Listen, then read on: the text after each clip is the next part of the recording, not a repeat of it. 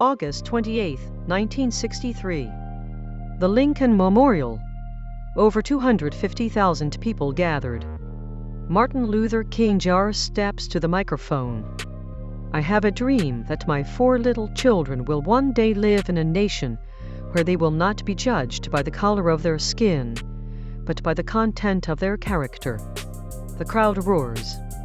The speech echoes around the world. A dream of equality. 4 years later, April 4th, 1968. Memphis, Tennessee. A bullet takes King's life on a motel balcony. The dream becomes a nightmare for many. Riots erupt in over 100 cities. This is Black Card number 5, The Dream and the Nightmare. The story of the 1960s, when nonviolent protest met violent backlash, when college kids sat in at lunch counters and marched into fire hoses, when hope peaked and then shattered. From Greensboro to Birmingham to Selma to the two Voice Martin and Malcolm showing different roads to the same destination. This was the decade America almost changed. And almost didn't. Sit-ins and freedom rides. College students change history February 1st, 1960. Greensboro, North Carolina. 4 black freshmen from North Carolina A&T as Blair Jr., Franklin McCain, Joseph McNeil, David Richmond walk into the Woolworth's lunch counter. Sit down. Order coffee. Told they can't be served. They stay. All day. Next day, 20 more join. Then hundreds. The sit-in spreads. Within weeks, lunch counters in Nashville, Richmond, Atlanta, dozens of cities. Atlanta student movement forms. Students from Morehouse, Spelman, Clark, Atlanta University. They target Rich's department store, Davison's, other downtown spots. Boycotts. Arrests. Over 300 students jailed in one day in October 1960. In 1961, the Freedom Rides begin. Congress of Racial Equality and SNCC organize interracial groups to ride Greyhound and Trailways buses through the South, testing the Supreme Court's ruling that interstate bus travel must be desegregated. May 4th, 1961. First bus leaves Washington, D.C. In Anniston, Alabama, a white mob firebombs the bus. Riders beaten as they escape flames. In Birmingham, police stand by while Klansmen attack. Bloodied faces. Broken jaws. More riders keep coming. Hundreds arrested.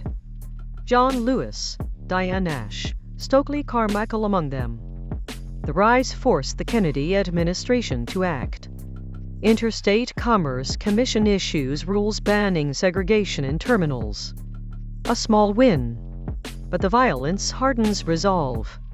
Birmingham, Bull Connors Dogs vs. Children's Spring 1963.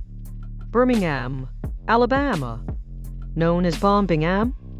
For the dozens of bombings of black homes and churches. Public Safety Commissioner Eugene Bull Connor vows to crush the movement. SCLC and local activists launch Project C Confrontation. Martin Luther King Jr. arrested April 12th. Writes letter from Birmingham jail? On scraps of paper. Injustice anywhere is a threat to justice everywhere. We will have to repent in this generation not merely for the hateful words and actions of the bad people, but for the appalling silence of the good people. May 2nd and 3rd. Children's Crusade. Thousands of students skip school. March downtown. Bull Connor turns fire hoses on them.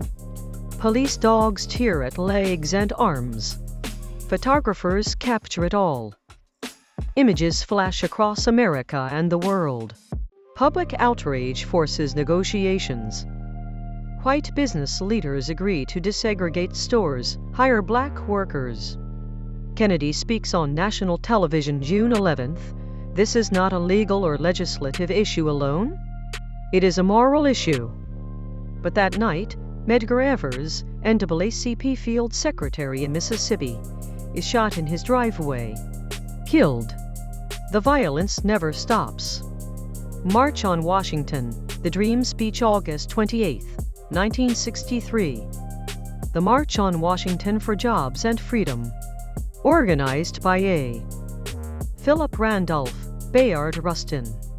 Over 250,000 people, black and white, fill the National Mall.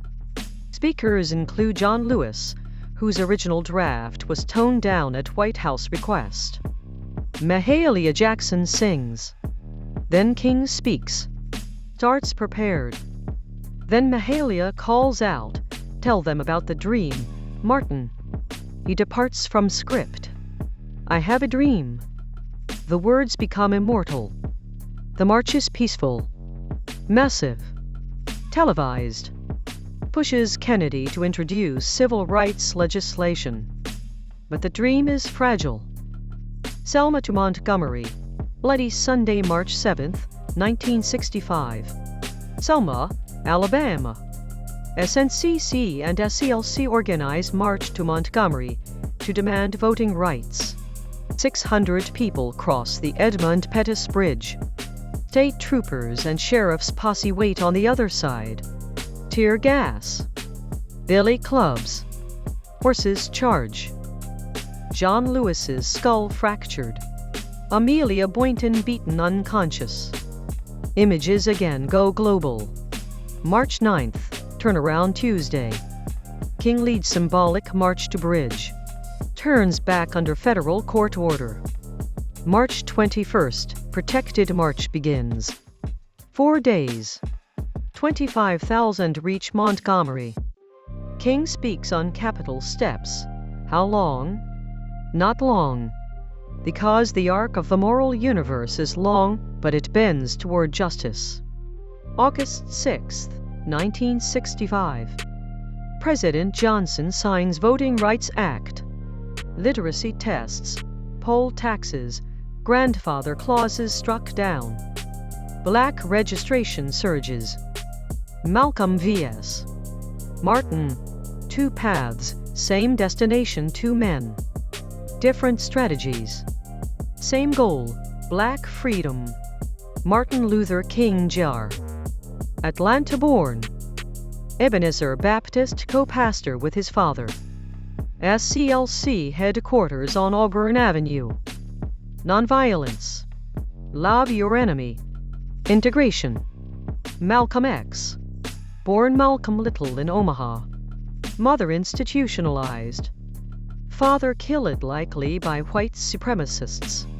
Prison converts him to Nation of Islam. Becomes minister. By any means necessary. Self-defense. Separation. Black pride. They never debate publicly, but their words clash. King calls for reconciliation. Malcolm calls integration, begging the white man for crumbs. February 21st, 1965. Malcolm assassinated in Audubon Ballroom, New York. 3 gunmen. Nation of Islam blamed, though conspiracy theories linger. King mourns. Malcolm was really a great person. He was a very intelligent man. He was really a man with tremendous discipline. By 68, King shifts. Speaks against Vietnam. Poor People's Campaign. Memphis sanitation workers. Strike. I've been to the mountaintop. I may not get there with you. April 4th. Shot. Dead at 39. Closing sit-ins, cracked lunch counters. Freedom rides, cracked bus terminals. Birmingham cracked public opinion. The march cracked legislation. Selma cracked voting barriers. But every victory brought bombs, beatings, bullets. Malcolm's fire and Martin's love both pointed to dignity. Both paid with their lives. This card shows the peak of hope and how quickly it could turn to nightmare.